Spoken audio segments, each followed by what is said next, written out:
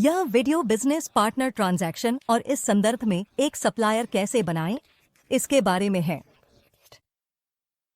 Business partner transaction खोलने के लिए ट्रांजैक्शन बार में बीपी दर्ज करें।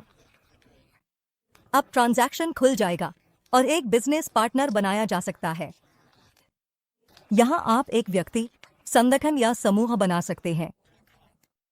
नया बिजनेस पार्टनर बनाते समय आप संगठन चुन सकते हैं और उसके अनुसार एक सप्लायर बना सकते हैं।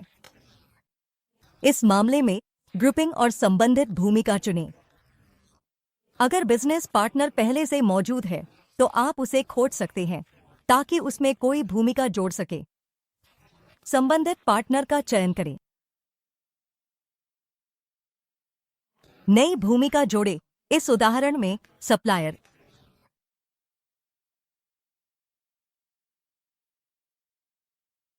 इसके बाद अनिवार्य फील्ड्स भरनी होंगी। ये मुख्य रूप से पता संबंधी जानकारी होती है। इस मामले में ये पहले से ही भरी हुई है क्योंकि बिजनेस पार्टनर के लिए अन्य भूमिकाएं पहले से मौजूद हैं। अंत में पता संबंधी जानकारी को एड्रेस ओवरव्यू में देखा जा सकता है। यह भी संभव है कि आप और जानकारी भी सहेज सकते हैं। उदाहरण के लिए पहचान टैब के अंतर्गत संगठनात्मक डेटा दर्ज किया जा सकता है।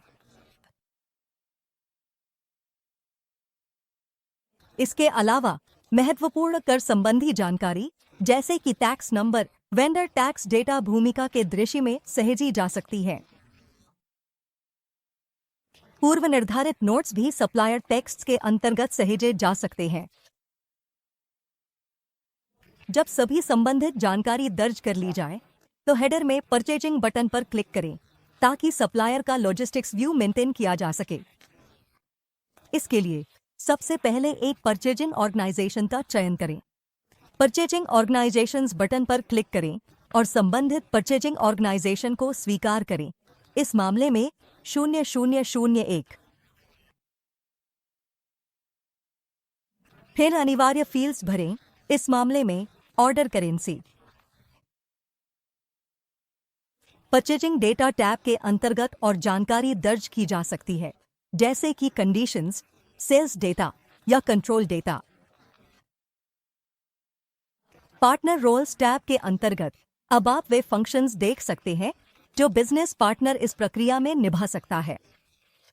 इन्हें कस्टमाइजिंग द्वारा नियंत्रित किया जाता है। एक बार जब सारी संबंधित जानकारी दर्ज कर ली जाती है तो सप्लायर को सेव किया जा सकता है। जब आप वापस जनरल डेटा स्क्रीन पर स्विच करते हैं तो अब आप देख सकते हैं कि वेंडर को मेंटेन कर लिया गया है। आगे दिखाया गया है कि वेंडर फाइनेंशियल अकाउंटिंग व्यू कैसे बनाया जाता है। यहां पर भी जनरल डेटा के साथ ओवरव्यू मिल सकता है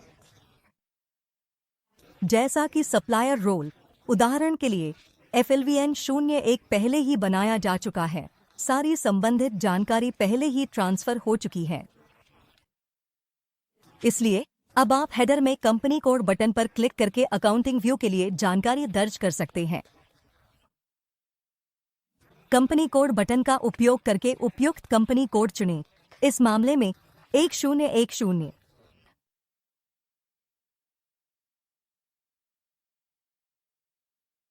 फिर अनिवार्य फील्ड रिकंसिलिएशन अकाउंट भरें।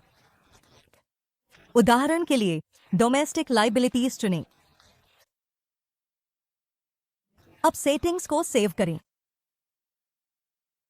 अब वेंडर फाइनेंशियल अकाउंटिंग व्यू भी मेंटेन कर लिया गया है। हमें उम्मीद है कि यह वीडियो आपके लिए मददगार रहा। अगर आपके पास कोई अतिरिक्त सवाल या टिप्पणी है तो कृपया नीचे संदेश छोड़ें।